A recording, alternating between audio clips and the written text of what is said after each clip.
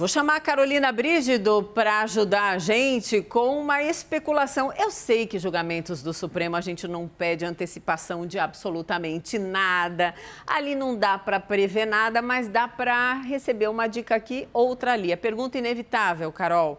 Será que dessa vez Cássio Nunes pode ter mais apoio? Ou use aí a palavra que você achar mais conveniente? O que você ouviu? Pode sim, Mona Lisa. Ao contrário do resultado do julgamento da terça-feira, que derrubou aquela liminar que beneficiava o deputado Fernando Francischini, o ministro Cássio Nunes Marques ele tem mais chance de sair vitorioso nesse julgamento que está agendado para amanhã no Supremo Tribunal Federal. Valdevan 90, ele também foi beneficiado por uma liminar de Nunes Marques, que anulou a condenação do Tribunal Superior Eleitoral. E aí esse caso guarda algumas semelhanças em relação ao caso do Francischini. Os dois deputados são bolsonaristas e ganharam a liminar na semana passada por Nunes Marques, que foi nomeado pelo presidente Jair Bolsonaro para uma cadeira do STF. Mas as semelhanças elas terminam por aí. O Francischini ele teve um mandato cassado por abuso no uso dos meios de comunicação, por espalhar notícia falsa de que a urna eletrônica foi fraudada em 2018. Daí agora na terça-feira, a segunda turma do Supremo derrubou essa liminar concedida a Francischini por concordar com esse endurecimento da Justiça Eleitoral no combate à disseminação das fake news em ano eleitoral. Em contrapartida, o Valdevan 90 teve um mandato cassado por abuso de poder político, que é um crime que tem jurisprudência mais consolidada na Justiça Eleitoral. Nunes Marques ele derrubou a decisão do TSE que cassou esse deputado porque considerou que ele foi cerceado no direito de defesa dele. Daí, com a liminar, esse parlamentar tem o direito de recorrer da condenação ainda no cargo. Agora, o que eu apurei? Que os ministros da segunda turma, eles podem sim legitimar essa decisão de Nunes Marques, nesse caso específico, com mais facilidade do que no caso do Francischini. Isso porque não existe o peso de apoiar combate às fake news no caso do Valdevan.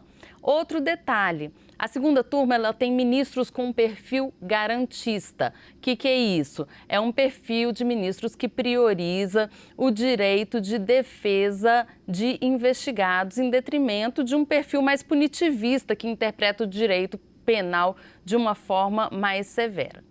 Uma outra diferença que a gente pode pontuar em relação a esses dois casos. O Francischini ele foi julgado no plenário físico da segunda turma, com transmissão da sessão pela internet, também com debate amplo e público entre os ministros. O Valdevan ele vai ser julgado no plenário virtual, que é um sistema em que os ministros não debatem e postam os seus votos por escrito em um sistema interno do Supremo.